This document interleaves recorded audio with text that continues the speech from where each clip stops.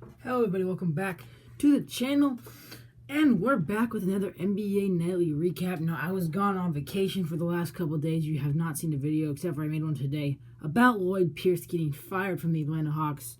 They had no game today, so that's not very big news for tonight, so you can go check out that video if you want to see more on Lloyd Pierce being fired. But it's official, Nick McMillan is stepping in as the head coach. Now, yeah, I was gone. There was some action. Blazers lost to the Lakers in a tough game. We also lost to the Nuggets, which I actually did watch part of that game. So we lost 2 games while I was gone. I couldn't really get videos. Not much Wi-Fi. Sorry. That's besides the point because we are back here today. Blazers game just wrapped up against the Charlotte Hornets. And we're going to do a nightly recap because there's quite a bit of basketball tonight and they're pretty good games. And let's start off with the overtime game. Nets versus Spurs. The final score showed different than what the game really was because this game was so close. It ended up being an 11-point game, but DeJounte Murray hit a game-tying mid-range with a three-pointer to put this team, or was it mid-range? To tie this game up in the fourth quarter, and that was a huge, huge shot. And DeJounte Murray, I mean, that was just a back and the possession. The ball's on the ground a lot. It was really a scrappy possession until Murray comes out of the pile with it, and he hits the shot and sends it to overtime. And DeJounte Murray had a super solid game. He had 19 points, shot the ball really, really well. He had a three-pointer. He had a really, really solid game. And he just played good, solid minutes. He had 8 assists, 6 boards, 19 points on efficiency. He's looking like a super solid starting point guard in the NBA. Maybe a brighter future. He could end up being a future star. For now, I'd say he's just a super solid starting point guard in the NBA. And then DeMar DeRozan can use the ball out, putting this team right there. They're now 17-13. They're now technically behind the Blazers in the standings, and actually they're a half game ahead of the Nuggets. So DeMar's got them right here in this 5 seed. Is it 5 seed? No, 6 seed. At 22-11, 6 assists, shot the ball a little above 50% clip. A solid game from DeMar, hit the mid-range a little bit. And LaMarcus Aldridge came back from an injury, and he's been bad. 2 points in 16 minutes. He went to the bench, only 0 for 3 from the field. I mean, he's been bad, honestly. LaMarcus came back, and he hasn't played. He got cut from the mission. And I like to see guys like Luka Shamanich. That's how you say it. If you're a Luka Shamanich fan. I'm sorry. Not Samanich. Shamanich. And Keita Bates-Diop. And Trey Lyles are all getting minutes over LaMarcus Aldridge. Trey Lyles ended up starting the game tonight in the power forward spot, and Jakob Poeltl at center. So 14-12 for Poeltl, 10-7 for Trey Lyles, and both pretty solid games there. Keita Bates-Diop, 5 points, shot the ball 5 times, and Patty Mills continues the ball on the bench, 14 points. This Spurs team is very fun. It's a fun team to watch. This is a tough, hard-fought game where you shot the ball pretty well. 3-point shots are on for both teams. You had a high turnover, but high fast-paced game with a lot of assists and a lot of rebounds, and it was just a really, really fun game. And there wasn't much defense. I mean, Nets played pretty solid defense. They had 8 blocks, mostly from Bruce Brown, James Harden, and Nicholas Claxton, with a very solid block game.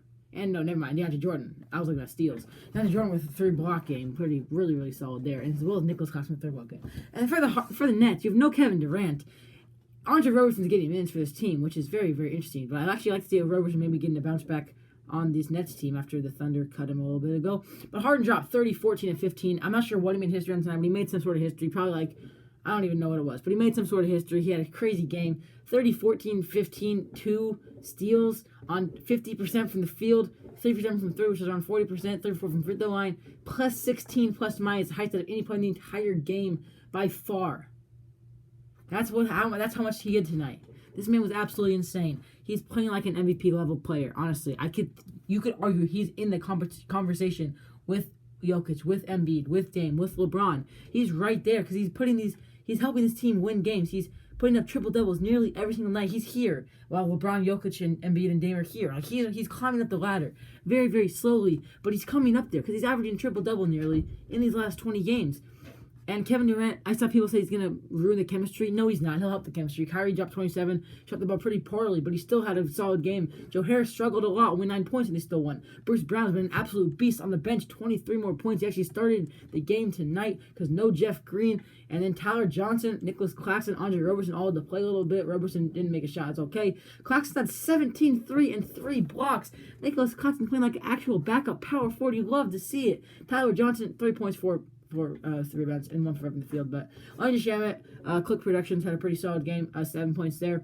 But yeah, you just love to see this Nets team is it's starting to look deeper than we thought. We thought it had no bench. It's starting to look deeper than we thought. And this team, this was a fun game. In overtime, I know Kyrie had a huge corner three, eventually put it away, make it a 7-point game in overtime. And that's hard to bounce back with a minute left.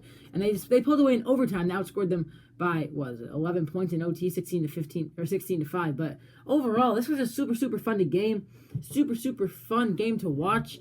And the score didn't show that if you just look at it without seeing the overtime. But it was a fun game. I advise you to go back and watch this game if you're able to. If not, that's okay. You have my recap. Let's move on. I'm going to touch on a couple of the blowouts. Cleveland versus Houston. It wasn't really a blowout. 101-90. The Rockets suck. Without Christian Wood after he went down when they were 10-11 or whatever. They've lost 13 straight, I think. This team is terrible. This team is so bad. John Wall put up 32 points, 3 rebounds, 5 assists. But that still didn't get a win over the terrible Cavaliers. Sexton dropped 39-8. Tonight they couldn't stop Sexton. They had pretty solid defense besides Sexton. They just couldn't score. Cavs kind of locked him down. Oladipo wants out. He doesn't want to sign the contract extension. And I just don't know what to think of this team anymore. Oladipo, 20 points, shot the ball pretty poorly. And he didn't take an extension. So what does that mean for this team? I don't know. John Wall had a career night. Or not career. Had a Rockets night. But that wasn't enough. When PJ Tucker had 7 points. But when Justin Patton is starting for an NBA team, you know you have a problem. Daniel House had to get minutes. No one shot the ball well. The 3-point percentage was awful. No one made more than 2 threes besides Oladipo, and he was 2 for 6. Everyone else was just really bad. Sterling Brown actually had 2 threes as well. But Ben McLemore, Matt Jones, people are like this are playing. Jayshawn Tate's lost all of his. Jayshawn Tate played 30 minutes. When Jayshawn Tate and undrafted rookie, he's been very solid, but he's not a 30-minute caliber guy. And you just know that when you're turning the ball over 14 times a game. I know the Cavs turned it over more. You're not rebounding the ball. You're not passing the ball. You're not playing defense. That's just tough, man. That's just really tough. And you shot the 3-point ball 32%. Last night you shot the ball like 5%. You got blown up by the Grizzlies. You shot the ball from 3 like 5%. This team has so many problems. I don't understand what happened. Christian Wood is a star in my eyes when he returns, but that's not until next year. So I say you don't have your pick. I don't think. Do you have your pick? If you don't have your pick, then you're screwed. But if you have your pick, then yeah, a tank might be the option here. Go out and try to get a player in this loaded draft class. Oladipo, maybe he wants out. Maybe have some cap space to clear up and sign a younger guy. And for the Cavs, you're there. You're 3 games out of a playoff spot. You guys lost like 9 in a row. You turned it down a little bit to 1-2 straight. Sexton dropped 39. You're there. You have a chance to climb a couple games up. A couple help. Dean Wade starting, which doesn't make any sense. But Dean Wade got 8 points today as well. But you're right there. If Garland plays well, Al at 10 and 15, Sexton, they all play well. Okoro can just develop. This team is there. They can go on a little win streak and get a playoff spot. They're right there. They're only a couple games behind. The Bulls in the 8th seed at 16 and 17? They're like 14 and 19. They're right there. They have a chance if they really step it up around these next couple games. And they really can do that in the future right now. And Let's move on to my Blazers versus Hornets game. This was such a fun game to watch, 123-111. Now, Blazers, there's still some problems. The defense wasn't great. We let LaMelo do a lot. But we did play solid defense. We switched pretty well. We had pretty good IQ and, screen defense, help defense. We played pretty solid. We have quite a few three-pointers. But 111 points isn't terrible for an NBA game. Our offense was actually solid. There was just some sets that looked pretty bad, some ISO sets, some pass and three-point sets. But Stotts, he's been so bad the last 4 games, he couldn't get any worse. And this game was an improvement, but we don't care about one game. It's their whole season. So this game is not going to give him a pass just because we won. And that's what I hate about the fans to say, yeah, we won this game, so Stotts is fine. No, we just lost 4 straight. We beat a game against the Hornets, so we should have won. And we did win by 12. But maybe we should have beat them by more. I know we were only 4 or 7 point favorites, but I don't know. I just think you can't use one game as a card to get our coach out of here. I have a full Stotts rant on my channel a couple days ago. It's like a 40-minute video of me just yelling about Stotts because I can't stand the guy. I want him out. I really want him out. But we played a solid game. We got outscored in it was tie game at half to 59-all. It was back and forth most of the first half, and then we came out in the third quarter. We went on a nice little run to put us up by 15 at the end of the fourth, or the end of the third. Started the fourth, we hit a couple more threes. We were up 20. We ended up blowing the little 20-point lead. Rozier and LaMelo got a couple steals that got it to 12, and we kept it around 12 for the end of the game. 123-111 is the final score. In a game where Terry Rozier struggled shooting the ball, 20 points. LaMelo dropped 30, hitting 5 threes, missing 1 free throw in a really, really solid game. His plus minus was actually awful. When he's on the floor, the team sucked, as well as PJ Washington. Washington coming off a career high. We held him in check. 1 for 8 from the field. Rocco locked up today. 2 steals, 2 blocks, 21 points, 10 boards. 8 for 11 from the field, 5 for 7 from 3. This is a Robert Covington type of day. Plus 18, plus minus. This man was the best player on the floor when he was out there. Tonight, he played like the best all-around player on the floor when he was out there. And I can actually say that with confidence.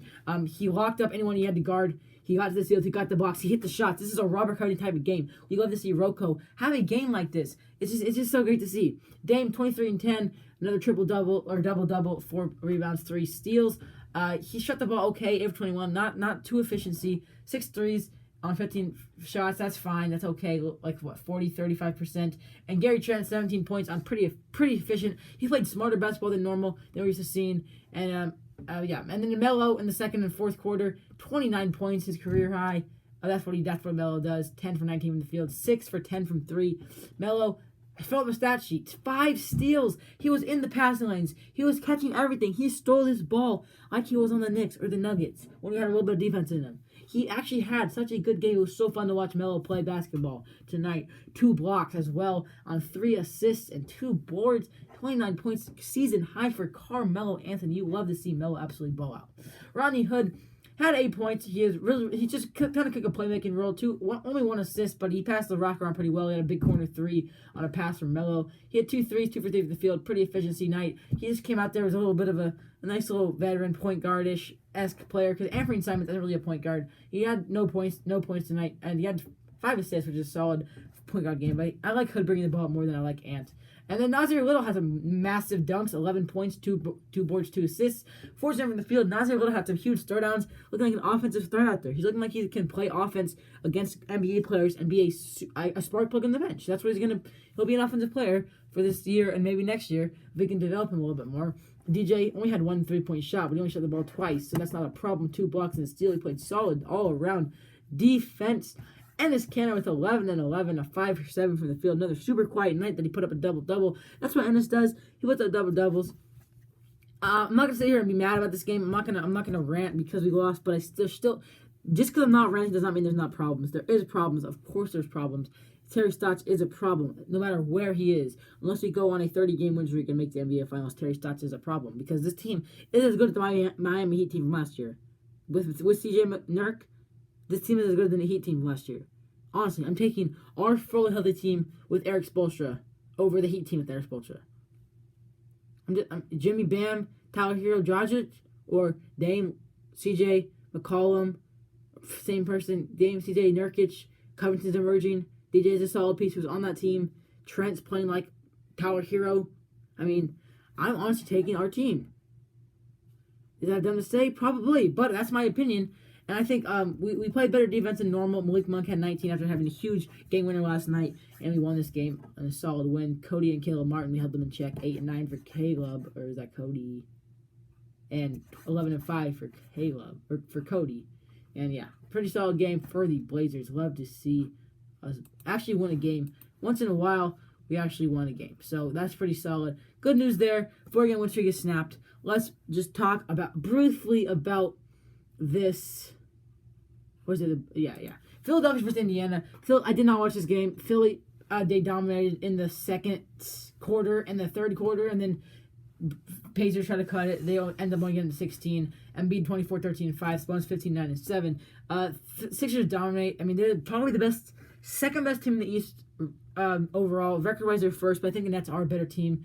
I think they will beat them in the playoff series. But Ben Simmons played great. 18 points, 7 for 11 from the field, 6 assists, 2 boards, 2 steals, 2 blocks. And then Joel Embiid, 24, 13, and 5. Everyone contributed. Shake Milton's finally back, 26 points on the bench. Furky, 19 points on the bench. And they just had everyone played microwave on the bench. And then they held Sabonis in check. They held Brogdon in check. They held Drew Holiday in check. They just played solid defense, and they won this game because Joel Embiid and the defense is absolute beasts. That's what they do over there in Philly. They're beasts. So let's see how that plays out in the Eastern Conference. But they're probably the best team in the East, in my opinion. And no. Second best team in the East, in my opinion, as of right now. Let's talk about this Utah versus New Orleans Jazz game. The Pelicans pull out. What did I just say? New Orleans Jazz. That's the old team. New Orleans Pelicans. Team that Jazz used to play in New Orleans. That's why they're called the Jazz. But the Pelicans pull out a huge win over the Jazz in a Lonzo Ball perfect game. 23-7-8. Missed the ball. Missed it only 7 times. Hit 3 threes. Didn't turn the ball over once, which is what his problem has been. He had great passing, 8 assists. This man balled out tonight, and that's what you love to see. Lonzo Ball prove that he's better than LaMelo still. He's like, nah, I'm older brother. I'm better than you, LaMelo, which LaMelo had a better night than him at the end of the day. I don't know. Lonzo had a really solid game. This is a Lonzo flawless game, trying to show us that he is deserving to be a starting point guard. He's a shot to get traded, and he deserves to start for a pretty okay Pelicans team.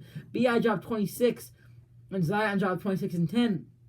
But those are good scoring numbers. I'm just love to see Lonzo go out and then pass, not turn the ball over, run a point guard, run an offense, and give guys like B.I. 26, and give guys like Zion 26. Give them their points, give them their buckets, feed them in the paint. Josh Hart had a little bit of a spark plug, didn't miss a shot, or missed one shot on the bench, 13 points. JJ Redick was a beast from 3 tonight, 3 for 4 from the field, 17 points, 3 threes. Willie Hernangomez in their solid game, 8 and 7. Everyone contributed. Steven Adams was their worst player with 5 points and 11 boards, and he shot the ball 6 times. Of course, Eric Bledsoe, never mind. Eric Bledsoe's been really, really bad. 11 points, 5 for 13 in the field. Trade Eric Bledsoe, and I think this team is solid. I mean, you can keep Eric Bledsoe if you want. I don't really care. But this team is a contending team for your playoff spot. I know the Mavs have gotten a lot better, so they're probably going to end up contending for one of those last 2 seeds to play into a game.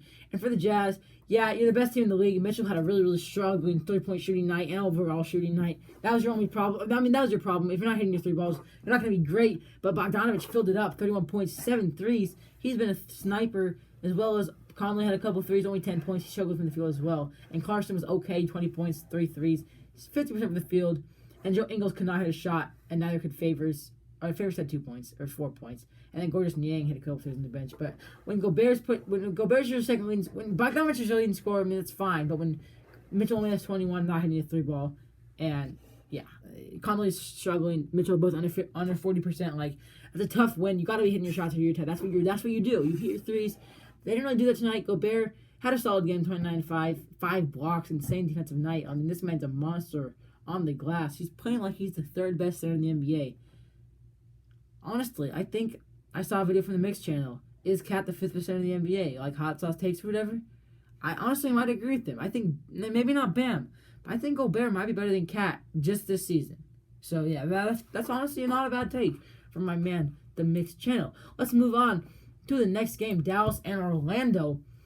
Mavericks continue to shine. Luka with a near triple-double, 1 assist shy, 33, 10, and 9. They're now 17 and 16 above 500. They just outplayed Orlando for the last 3 quarters of this game by so much. They ended up winning the game by 6. Orlando cut it pretty close at the end there, but Dallas was just beasts. Throughout that game, they held them to the lead. They kept it. KP had a pretty solid game, hit 3 threes. Struggled from the field to efficiency 70-10, but Luka was the man tonight. That's what Luka does. That is Luka Doncic type of game. Luka comes out here and he absolutely balls like he's the best player in the league. And that's kind of, I mean, he's starting to play like it a little bit. I'm not saying, I still think Dame, I stand by my word, Dame should have been a starter, but I'm cool with Luka. 24 for Brunson. He's been such a good bench piece for them. He's been one of those huge guys, like a Curry-type-esque player from last year. Maxi Kleber, 13 in the starting lineup. Josh Richardson with 11. And Dorian Finney-Smith shot the ball okayly. 6 points. They hit the 3 ball really, really solid. I mean, they had a lot of threes tonight. That's what really did it. They played some solid defense. Not too solid, but enough to get the job done on Vucevic, 29, 15, and 8 night. A crazy game from Vuce. Another near triple-double as well. Michael Carter-Williams playing like rookie of the year, 18 and 8. Missed the ball only 3 times. Evan Fournier with 26, filling up the stat sheet. 5 rebounds, 2 assists, and a steal. Solid game, Evan, but this team is bad. Fournier at 18. And the fact that you're so bad and you're still right there in a playoff spot is the even sadder part. I think you should be playing Mo Bamba. I think he might have been injured tonight. I'm going to view full roster. Was he injured tonight? he might have actually just been a late scratch. I'd still play Mo Bamba. I want to give him a little bit of development because you're a bad team. So try to develop your younger guys. Kem Birch is not a younger guy. He's undrafted 28-year-old. So that's interesting to me. I think Mo Bamba should be playing. But yeah, you're there somehow. You're like the Cavs. Somehow you are there.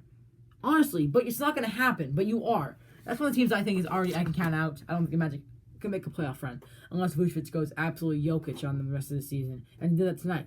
Speaking of Jokic 39, 14, and 9, a near triple-double in a win over the Bulls, 118-112. This is the last game of the night, and the Nuggets 18 and 15. Now they needed this one to go 3 games above 500. They're right there with the Blazers and the Spurs fighting for that 5-4 or 5-6-7 seeds, and the same as the Warriors in that 8 seed. Or no, actually they're in the 7 seed.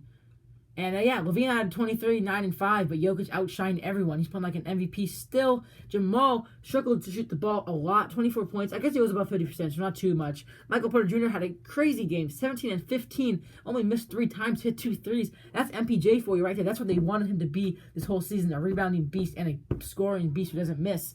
Vlado Kankar's playing for some reason, 8 points, had a 3 per 6 from the field.